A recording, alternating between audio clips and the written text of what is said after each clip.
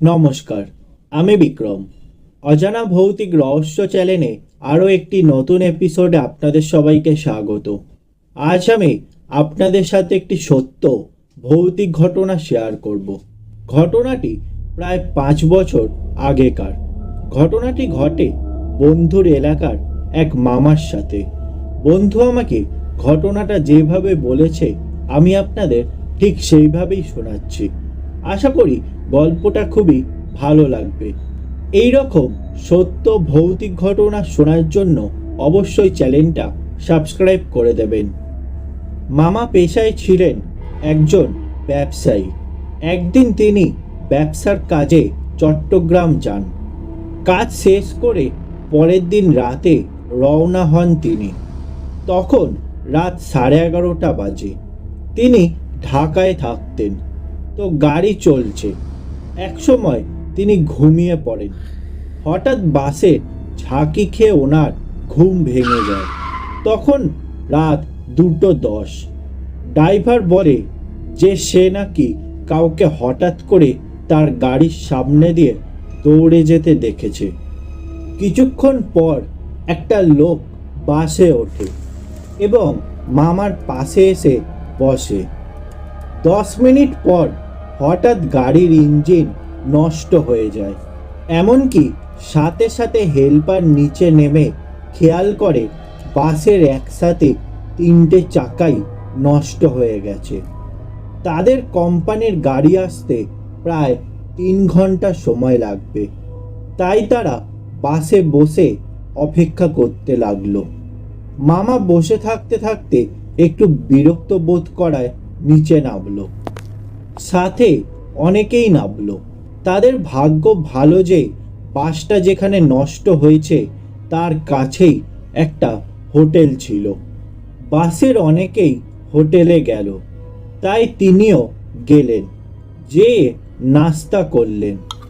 নাস্তা সেরে সবাই গাড়িতে উঠে পড়ল, কিন্তু মামা উঠলেন না।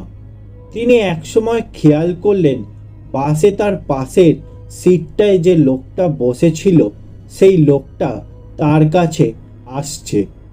লোকটা এসে বলল, ভাই, বাস আসতে তো অনেক দেরি, তো চলেন একটু হেঁটে আসি। মামা রাজি হলেন। ওনারা হাঁটতে হাঁটতে একটা ছোট রাস্তা দিয়ে সামনে এগোতে লাগলেন। লোকটার কথা মামা শুনে মজা পাচ্ছিল। এক সময় বাসের কথা ওনার মনেই নাকি ছিল না। প্রায় 40 মিনিট হাঁটার পর বাসের কথা মনে পড়ে। তিনি লোকটাকে আবার বাসের কাছে ফিরে যেতে বলেন। লোকটা বলে, একটু দাঁড়ান, আমি আসছি। মামা দেখলেন লোকটা একটা ছোট্ট ঝোপের মতো জায়গায় গেলেন। 2-3 মিনিট পর হঠাৎ তিনি খটমট শব্দ পান এবং একটা পচা গন্ধ পান সেই ঝোপের কাছ থেকে। তিনি ঝোপের কাছে গিয়ে যা দেখলেন তাতে তিনি কেমনে ওইখানে টিকেছিলেন তা আজ পর্যন্ত মামা নাকি বিশ্বাস করতে পারেন না। তিনি দেখেন যে লোকটার পুরো শরীর পুজে ভরা এবং সে নিজেই নিজের হাত চিবায় চিবায় খাচ্ছে। মামা লোকটার এ দৃশ্য দেখে খুবই ভয় পেয়ে যান। লোকটার পুরো মুখ রক্ত মেখে আছে। লোকটা যে কোনো মানুষ নয় তা তিনি টের পান, কারণ তিনি হাত লোকটার স্পর্শ করতে পারেননি। লোকটা তখন বলল, তুই কোথায় আছিস একবার ভালো করে দেখ তো। মামা যা দেখল তাতে তিনি পুরোই থ হয়ে গেল। মামা দেখলেন তিনি একটা বিশাল কবরস্থানের মাঝখানে, কিন্তু আসার সময় কোনো কবরস্থানই ছিল না সেখানে। লোকটা তার হাত চিবাইতে চিবাইতে এক সময় তার হাত পুরোই হাড্ডির মতো হয়ে গেল। লোকটা বলল, আজ তুই যা দেখলি তা কাউকে বলবি না। এক সময় লোকটা একটা কবর দেখিয়ে বলল, এই দেখ, ওইটা আমার কবর, এবং সে নাকি যে জায়গায় গাড়িটা নষ্ট হয়েছে সেই জায়গায় 8 দিন আগেই রাস্তা পার হতে গিয়ে বাসের চাপায় মারা যায়। একসময় চাচা খেয়াল করে লোকটা যে কবরটা দেখায় সেই কবরের ভিতর সে ঢুকে গেল। এত সব দৃশ্য মামা কতক্ষণ স্থির হয়ে দেখেছে তা তার মনে ছিল না। ওনার যখন হুঁশ হয় তখন তিনি প্রাণপণ দৌড়ে গাড়ির কাছে পৌঁছায়।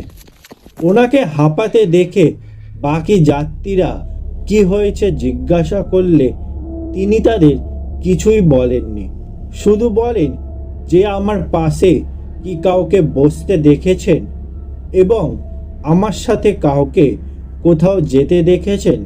তারা বলল তার পাশে এখনো পর্যন্ত কেউ বসেনি। আরেকজন বলল মামাকে একা নাকি হাঁটতে যেতে দেখেছেন। মিনিট 15 পর গাড়ি চলে এবং তিনি বাড়ি পৌঁছে ঘটনাটি সবার সাথে শেয়ার করেন। আজ মামা বাইচা নাই।